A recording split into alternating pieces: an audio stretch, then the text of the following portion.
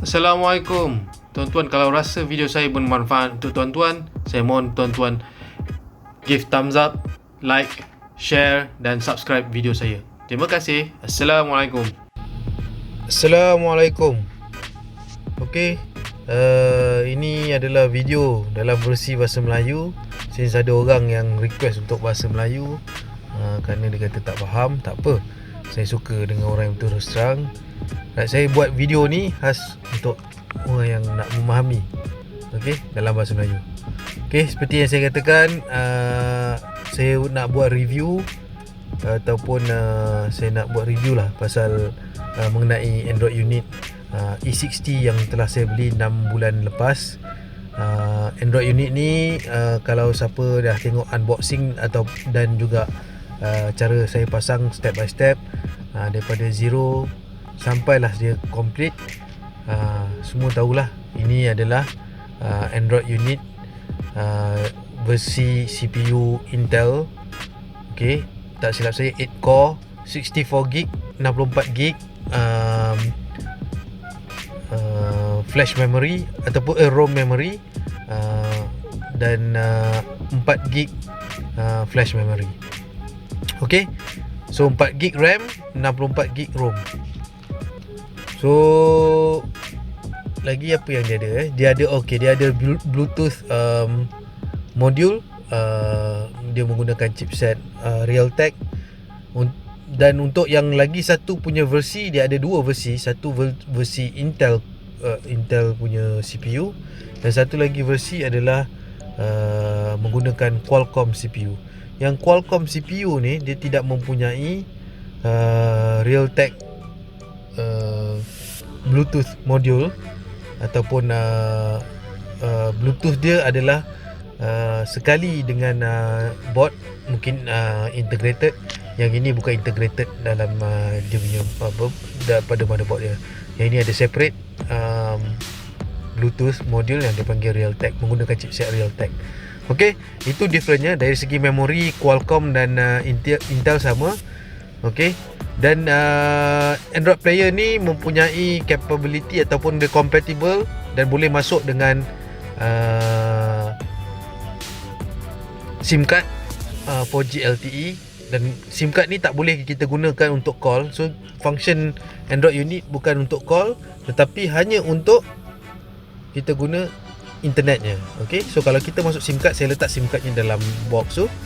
Dan kalau saya masukkan SIM cardnya, saya boleh gunakan dia sebagai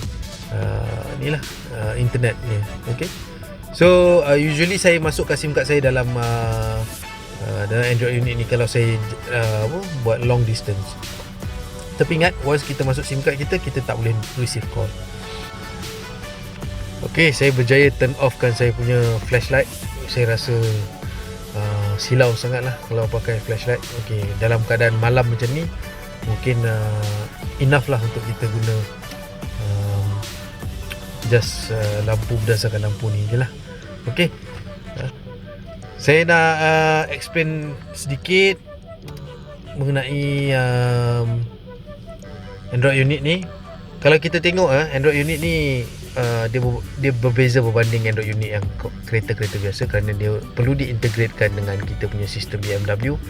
Dalam kes saya ada kereta saya adalah 2004, tahun 2004 E60, mempunyai, tak silap saya, kita panggil mass system.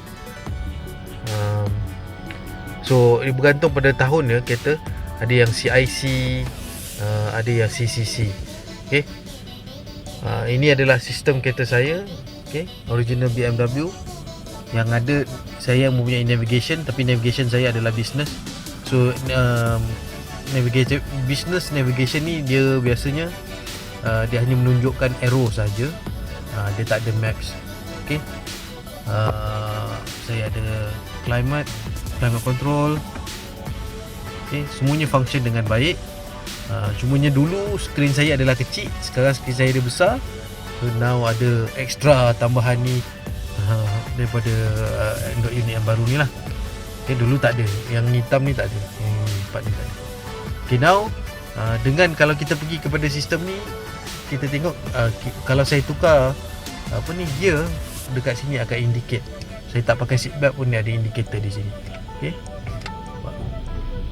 Okey, ni reverse camera. Okey. And D. Okey, dia akan tunjuk lah.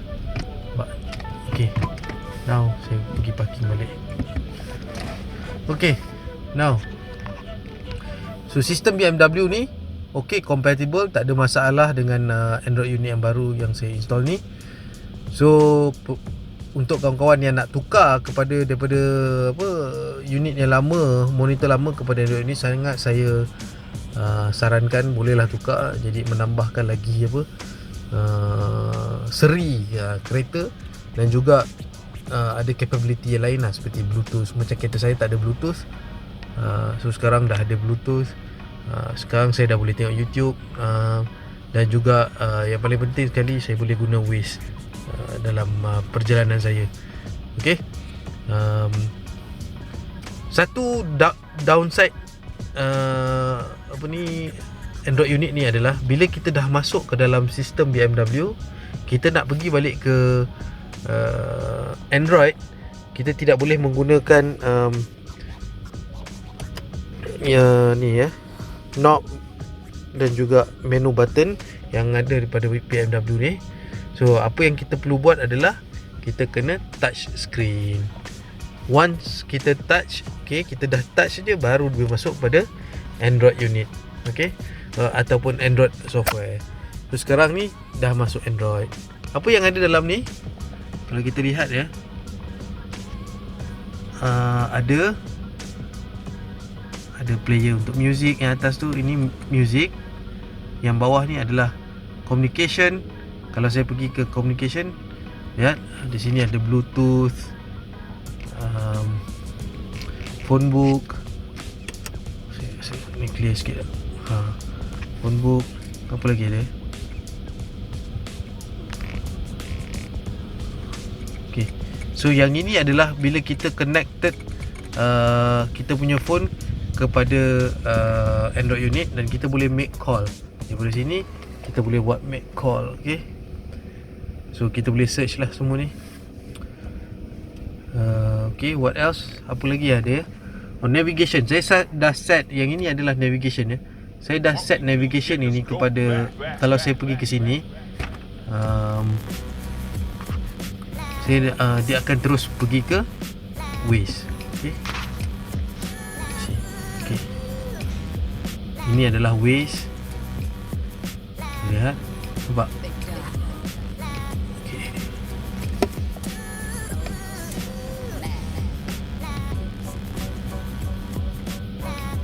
Okay. Saya suka pakai Waze, sebab tu saya perlukan sangat Android unit. Jadi saya bila dah dapat install Waze ni, saya happy sikit. Okay, yang ini adalah car ni, maksudnya adalah sistem BMW. Okay. Ini adalah apps. Okay.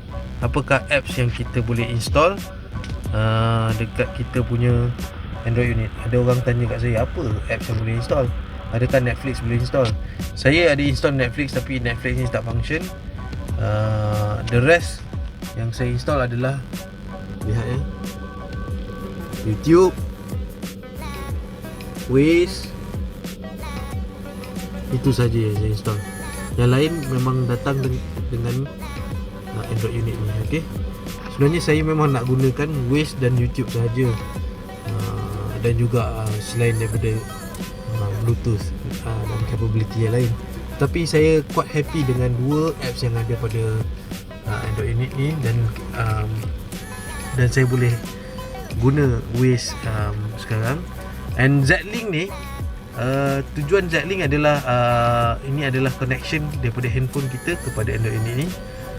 Dengan kalau handphone kita install Android Auto, so Android Auto ni akan sort of connectkan handphone kita dengan Android unit ni. Okay. So Android player ni akan seolah-olah handphone kita akan seolah-olah berada mirroring, seolah-olah mirroring kepada kita punya Android player.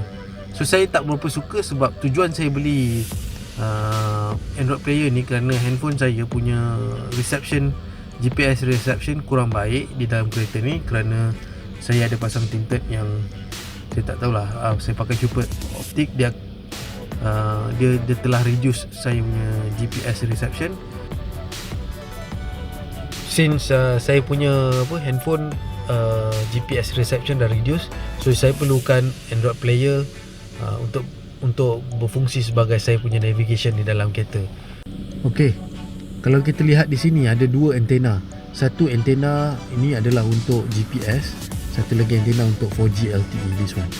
Okey, so sekarang ni since saya punya handphone reception untuk GPS dah tak bagus, so bila saya guna Android unit ni reception better sebab dia lebih dekat dengan cermin dan senang menerima reception daripada GPS. Alright, so sekarang ni dari segi functionality Android unit ni saya suka lah.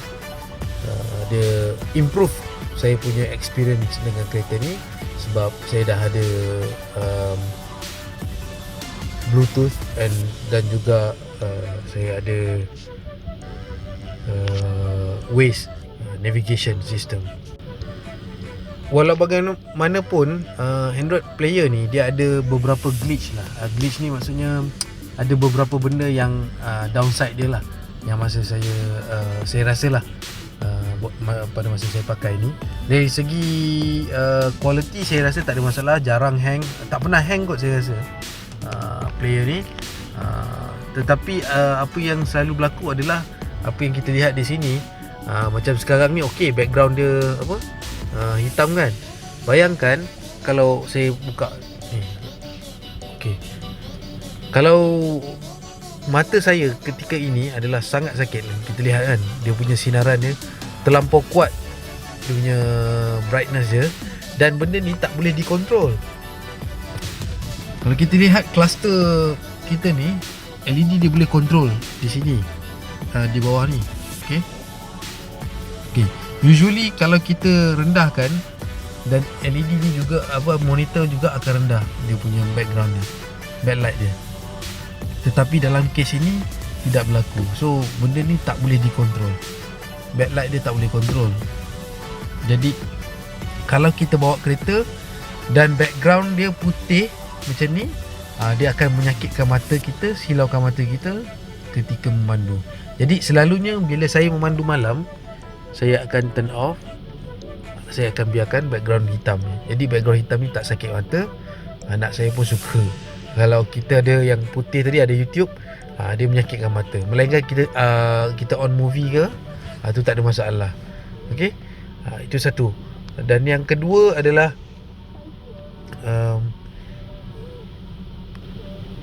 masa saya baru beli kereta, since dia datang daripada China, so bila kita buka pintu, okey, dia akan detect ini adalah pintu sebelah kiri passenger, sedangkan saya buka belah kanan. Jadi maksudnya dia punya setting adalah left hand drive. Saya cuba cari untuk ubah settingnya, tapi tak boleh.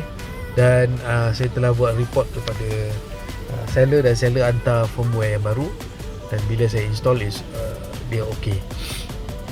Selain daripada tu, ada juga masalah lain seperti slow boot. So masa saya baru-baru beli kereta ni, bila kita start je kereta di awal pagi, Android unit ni masih tak on lagi. Jadi bila saya masuk gear reverse, tidak ada reverse camera, image reverse camera tak ada. Jadi ini agak tak best lah bagi saya. Jadi saya report juga kepada seller untuk menyelesaikan isu ni, dan seller juga hantar firmware yang baru, yang mana sekarang ni tiada lagi masalah tu. Tetapi ada lagi satu masalah lain, which is sebenarnya tidaklah crucial sangat, tidaklah teruk sangat, yang mana kalau kita berada dekat dengan kereta ni, nanti walaupun kereta ni engineer off, Bluetooth dia tiba-tiba terconnect dengan Android player ni. Ini bermaksud saya rasa Android player ni masih lagi on walaupun kita cabut dah kunci, walaupun kita turn off engine, dia masih lagi on, tetapi cuma tak on LCD. Dia mungkin dalam standby mode, yang mana Bluetooth module dia masih lagi mendapat power daripada bateri kereta. Tapi buat masa ni saya tidak pernah mengalami masalah bateri kereta habis. Okay, so saya anggap benda ni agak mungkin very low power kot digunakan oleh Android player ni. Untuk mengelakkan dia daripada completely shut down, dan bila kita turn on engine, player ni masih cepat dia boot. Okay, jadi kita lihat ini adalah reverse kamera saya. Ya, ini adalah quality reverse camera. Yang saya suka dengan reverse camera ni, kita ada juga sensor ni masih berfungsi. Sensor original BMW masih berfungsi. Saya menggunakan fisheye HD kamera yang saya beli di AliExpress, yang mana kamera ni sebenarnya dia integrate sekali dengan lampu nombor plate. Yang bagusnya lagi satu ni adalah bila saya pusingkan steering, kita tengok line ni juga dia akan bengkok. Nampak tu, dia akan bengkok ke sana sebab saya pusing steering. Kalau saya straightkan steering, dia akan straight balik. Ini kita panggil parking assist. Ada function parking assist. Okay, saya akan tunjukkan reverse camera saya. Okay guys, ini adalah reverse camera saya, yang mana reverse camera ni datang dengan LED. LED ni adalah untuk plate number. Asalnya dia seperti ini, tapi saya gantikan kepada LED. Okay, ada juga jenis lain yang mempunyai kamera yang integrate sekali dengan boot punya switch. Okay, jadi tapi saya memilih untuk beli yang begini. Ada downside dia. Saya rasa lebih baik kalau nak beli yang boot switch. Okey, kamera tu yang saya beli dengan LED lampu, pada mulanya saya tanya dengan seller ada masalah tak dengan CAN bus error. Dia kata tak ada masalah, buat masa ni tiada apa-apa komplain daripada buyers. So lepas tu saya beli dan saya ada dapat error. Contohnya errornya itu errornya. Okay, ini dia menunjukkan adalah sistem BMW ni tak boleh detect lampu distraction tu menyala sebab LED lampunya terlalu rendah wattage nya. Mungkin 9 watt, mungkin yang LED ni mungkin 1 watt. Jadi difference terlalu besar, dia menyebabkan sistem dia detect tiada lampu yang menyala. Cara nak get away daripada benda tu adalah kita kena pasang perintang lah. Perlu pasang perintang. Bila kita pasang perintang mungkin 5 watt, mungkin benda tu akan hilang. Tapi saya tak buat lah benda tu. Jadi saya cadangkan kalau pada kawan-kawan yang nak pasang reverse camera, mungkin boleh pasang yang datang dengan switch boot. Okay, mungkin kita tak akan dapat error lah macam saya punya. Saya malas nak pergi beli balik yang lain kamera tu, dan saya rasa saya boleh hidup dengan nampak error yang itulah. Jadi selagi kamera ni tak rosak, saya akan pakai. Once rosak, saya akan tukar kepada switch boot switch camera. Alright, itu saja review untuk Android unit saya. I hope semua kalau rasa video ni bermanfaat untuk tuan-tuan, bagi thumbs up, share dan like video saya. Terima kasih. Assalamualaikum.